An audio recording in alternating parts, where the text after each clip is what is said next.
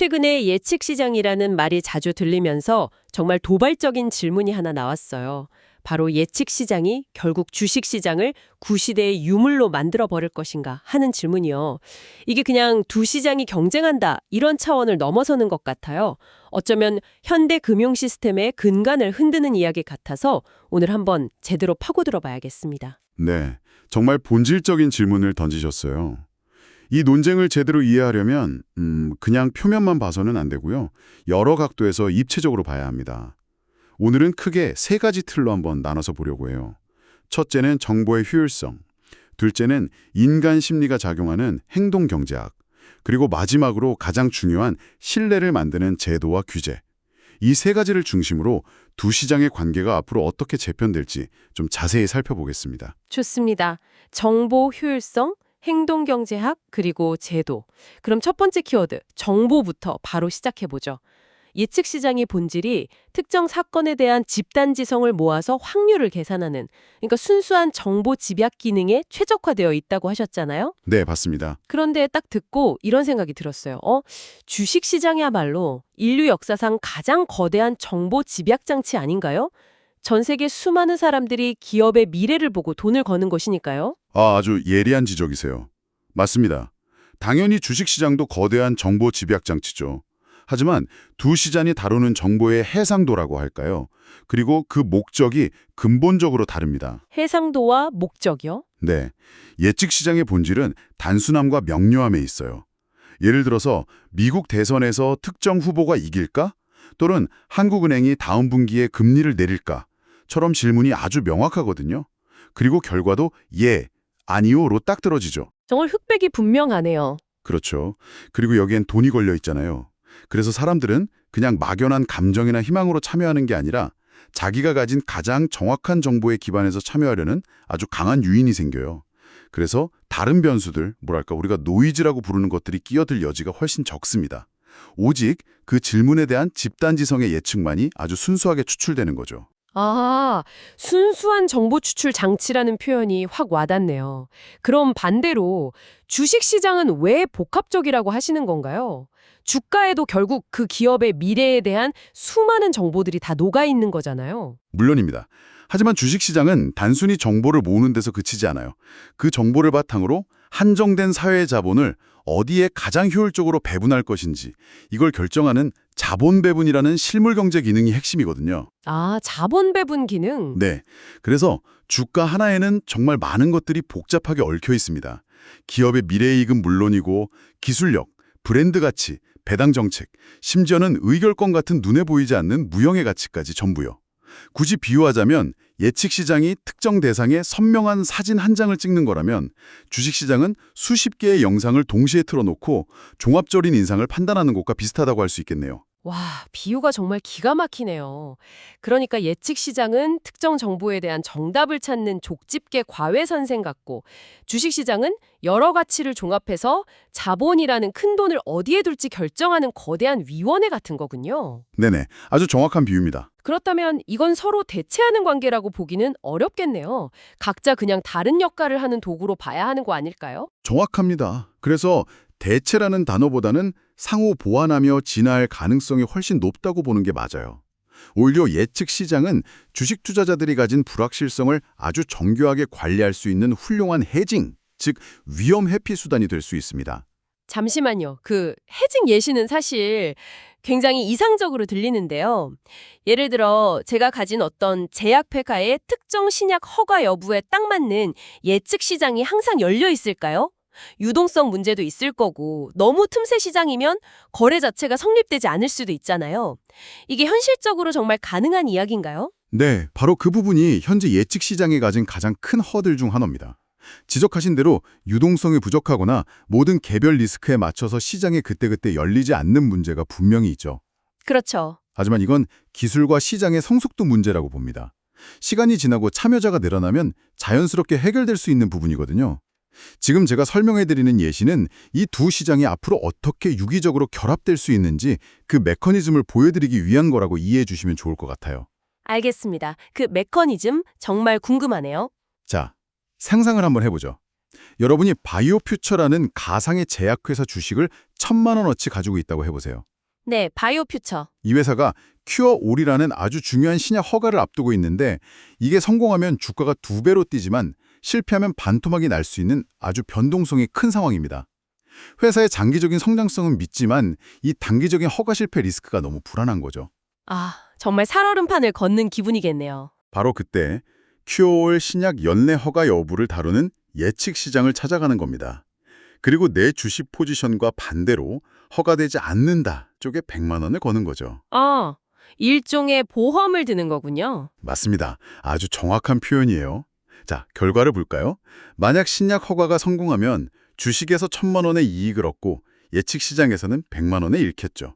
그래도 총 900만 원의 순이익을 얻습니다. 반대로 최악의 경우 허가가 실패하면 어떻게 될까요? 주식에서 500만 원을 잃지만 예측 시장에서 100만 원을 벌어서 총 손실을 400만 원으로 줄일 수 있죠. 오, 손실폭이 확실히 줄어드네요. 그렇죠. 주식은 그대로 보유하면서 신약 허가라는 그 특정 리스크만 핀셋으로 딱 집어내서 관리하는 겁니다. 그 핀셋 같다는 정확성이란 말이 정말 확 와닿네요. 그런데 반대로 생각하면 바로 그 정확성 때문에 오히려 더 위험한 투기판이 될 수도 있겠다는 생각도 들어요. 장기적인 기업 가치 이런 건 다 무시하고 단 하나의 사건에 모든 걸 거는 사람들이 분명히 생길 테니까요. 이러다 보니 투자와 도박의 차이가 대체 뭘까 하는 그 오래된 질문을 다시 하게 되네요. 아주 자연스러운 흐름이고요. 그게 바로 저희가 살펴볼 두 번째 핵심, 행동경제학적 관점입니다. 전통적으로는 이렇게 구분했죠. 투자는 기업의 성장 같은 생산적인 활동에 참여해서 플러스섬 게임을 하는 것이고 도박은 제로섬 게임에서 그냥 재미를 추구하는 행위라고요. 내 파이가 커지는 게임이냐 아니면 그냥 뺏어오는 게임이냐의 차이. 맞습니다. 하지만 예측 시장은 그 경계를 아주 애매하게 만들고 있어요. 왜냐하면 단순히 운에 맡기는 게 아니거든요.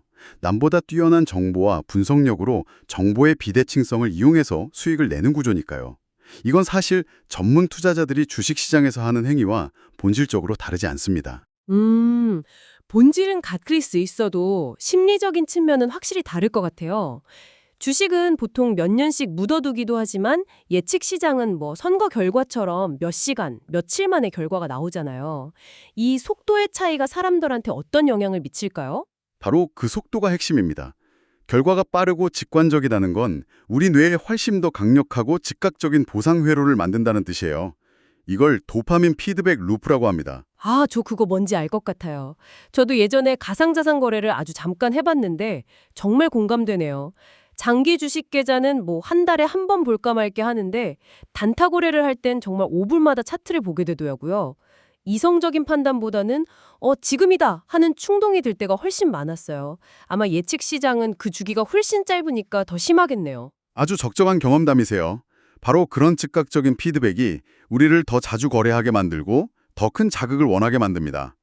이 과정에서 우리는 장기적인 데이터를 분석하는 신중한 분석가, 애널리스트에서 짧은 순간의 직감에 의존하는 베터로 변모할 위험이 커지는 거죠. 분석가에서 베터로. 와. 사실 기술적으로도 이미 두 시장의 경계는 거의 허물어지고 있습니다. 예를 들어 특정 만기일에 주가가 특정 가격 이상일지 이하일지를 맞추는 주식 옵션 거래가 있잖아요. 이거랑 특정 사건의 발생 여부를 맞추는 예측 시장의 베팅은 구조적으로 거의 똑같습니다. 이름하고 대상만 다를 뿐이지 확률에 돈을 거는 행위라는 본질은 동일하죠. 또 결국 제도가 뒷받침되지 않으면 주류가 되긴 어렵잖아요. 주식시장은 거의 뭐 100년 넘게 쌓아온 신뢰와 규제가 있는데 예측 시장이 그걸 따라잡으려면 넘어야 할 산이 아주 많아 보여요. 맞습니다. 이제 세 번째 프레임워크인 제도와 규제로 넘어왔네요. 이 제도적 신뢰를 어떻게 확보하느냐가 예측 시장의 미래를 결정할 가장 중요하고도 또 가장 어려운 과제입니다. 몇 가지만 비교해봐도 그 차이가 극명하게 드러나요. 우선 규제 주체부터 다르죠? 아, 감독하는 기관 말씀이시죠? 네. 주식시장은 우리나라의 금융위원회나 미국의 증권거래위원회, SEC처럼 국가가 공인한 강력한 기관이 감독을 하잖아요. 하지만 예측시장은 대부분 아직 회색지대에 있거나 규제 공백 상태인 경우가 훨씬 많습니다. 투자자 보호장치는 뭐 비교할 수도 없겠네요. 주식시장은 내부자 고래라든지 불공정 행위를 막기 위한 장치가 정말 촘촘하게 되어 있잖아요. 바로 그 점이 핵심입니다. 주식시장은 미공개 정보를 이용한 내부자 거래를 아주 엄격하게 처벌하고 모든 상장 기업의 중요한 정보를 투명하게 공개할 공시 의무를 부과하죠. 정보의 비대칭성을 최소화해서 투자자를 보호하는 게 최우선 목표인 겁니다. 그렇죠. 반면에 익명성을 기반으로 하는 예측 시장에서는 누군가 악의적으로 허위 정보를 퍼뜨려서 시장을 조작해도 그걸 막을 방법이 아직은 미흡합니다. 그리고 사회적으로 인정받는 명분의 차이도 클 것 같아요. 주식시장은 어쨌든 기업의 성장을 도와서 경제에 기여한다는 그런 긍정적인 명분이 있잖아요. 정확해요. 주식시장은 자본 조달을 통한 경제 성장이라는 아주 명확한 사회적 순기능이 있죠. 반면 예측 시장의 사회적 가치는 예측 정확도 형상이에요. 이게 뭐냐면 사회 전체의 불확실성을 줄여서 더 효율적인 의사결정을 돕는다는 겁니다. 일종의 사회적 예보 기능이라고 할 수 있죠. 하지만 아직은 이 가치가 널리 인정받고 있지는 못하고요. 그렇군요. 그럼 이 모든 걸 종합해보면 만약에 규제가 제대로 자리 잡고 투자자 보호 장치가 마련된다면 예측 시장도 도박이라는 이미지에서 벗어날 수 있다는 말씀이시네요. 네, 그렇습니다. 어쩌면 기업들이 참고하는 아주 중요한 데이터 소스가 될 수도 있겠고요. 바로 그 지점이 예측 시장의 진짜 잠재력입니다. 규제가 정립되는 순간 예측 시장의 위상은 완전히 달라질 거예요.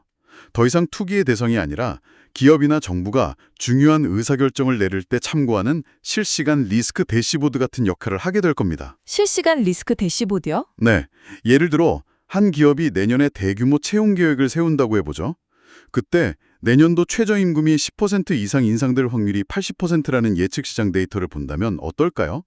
아마 채용 규모를 좀 더 보수적으로 조정하거나 아니면 자동화 설비 투자를 늘리는 식의 합리적인 결정을 내릴 수 있겠죠. 아, 그렇게 활용될 수 있겠네요. 자, 그럼 지금까지의 논의를 종합해 보겠습니다. 정보의 효율성, 행동경제학, 그리고 제도적 신뢰라는 세 가지 관점에서 모두 살펴봤는데요. 결론적으로 예측 시장이 주식 시장을 완전히 대체할 가능성은 낮다고 봐야겠네요. 네, 결론적으로 완전한 대체는 일어나지 않을 겁니다. 그보다는 주식시장이 가진 여러 기능 중에서 정보 예측, 그리고 단기 리스크 관리 같은 기능을 예측시장이 상당 부분 흡수하면서 전체 금융 생태계가 새롭게 분화하는 모습이 될 거라고 봅니다. 분화라는 표현이 아주 흥미롭네요. 어떻게 분화된다는 거죠? 세 가지 차원에서 설명할 수 있습니다. 첫째는 역할의 분화입니다.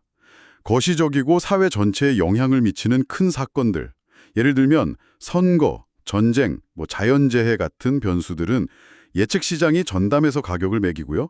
개별 기업의 고유한 가치 창출 활동, 그러니까 기술 혁신이나 이익 성장 같은 미시적인 부분은 여전히 주식 시장이 담당하는 구조로 역할이 나뉠 겁니다. 아, 거시적인 건 예측시장, 미시적인 건 주식시장.